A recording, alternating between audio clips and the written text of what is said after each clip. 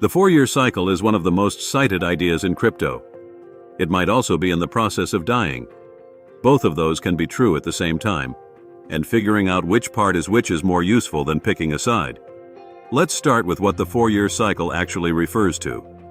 Bitcoin's code includes a hardwired event called a halving. Every roughly 4 years, the reward miners get for adding a new block to the blockchain is cut in half. It started at 50 Bitcoin per block back in 2009.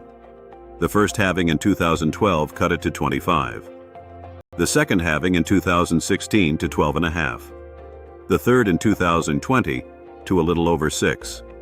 The most recent halving, in April 2024, dropped it to about 3 Bitcoin per block, on its way to roughly 1.5 in 2028. This isn't a policy decision someone makes. It's locked in the code, executed automatically every 210,000 blocks. No human input required. And here's why people built so much theory around it. After each of the first 3 halvings, Bitcoin had a major bull run that peaked roughly 12 to 18 months later. After 2012, the price climbed from around $12 to over $1,000 by late 2013. After 2016, it ran from around $600 to nearly $20,000 by late 2017. After 2020, from around $9,000 to nearly $70,000 by late 2021. 3 halvings, 3 bull runs, 3 subsequent bear markets. The pattern looked almost mechanical. The theory of why this happens is intuitive. The halving cuts the rate of new Bitcoin entering the market. Miners, the people running the computers that secure the network, sell some of what they earn to pay their bills. Cut their reward in half, you've cut their supply to the market in half. If demand stays the same, less supply means higher prices. That's the entire argument.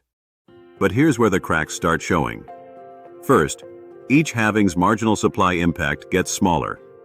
With more than 19 million Bitcoin already circulating, cutting new issuance from 3 coins per block to 1.5 barely registers as a percentage of total float. Second, the buyers driving the market today aren't watching miner supply schedules. They're spot ETFs run by BlackRock and Fidelity. They're corporate treasuries like Strategy. They're sovereign reserves. Those buyers care about Federal Reserve policy, dollar strength, and macro liquidity, not how many coins miners are bringing to market this week. And third, the cycle's psychological power partly came from retail traders treating it as gospel. As crypto has matured into a macro asset, that psychology has thinned. What's been happening since April 2024 is the live test of all of this. Historically, mid-2026 would be peak bull territory. 12 to 18 months past the halving, the cycle's supposed top. Instead, Bitcoin spent most of the past year grinding mostly sideways with bursts of volatility. ETF flows have been mixed, and sentiment has spent more time in fear than in greed. Either the cycle is running late, or it's running smaller than the last 3, or it's quietly ended. The data hasn't decided yet. Here's the part worth holding on to. The halving itself is real. The supply schedule isn't a theory or a debate. It's locked in the code, ticking forward every 4 years whether anyone believes in it or not. What's debatable is whether that schedule still moves prices the way it used to. When supply was the most interesting variable affecting Bitcoin, the cycle dominated. Now that there are dozens of other variables, institutional positioning, macro liquidity, regulation, geopolitics, supply is just one of them. And it might not be the loudest one anymore. So is the 4-year cycle dead? The honest answer, the schedule isn't. The narrative might be. The next halving comes in 2028, and Bitcoin will get scarcer whether the price reacts the old way or not. Whether it still does is something we're literally watching unfold right now. That's the 4-year cycle.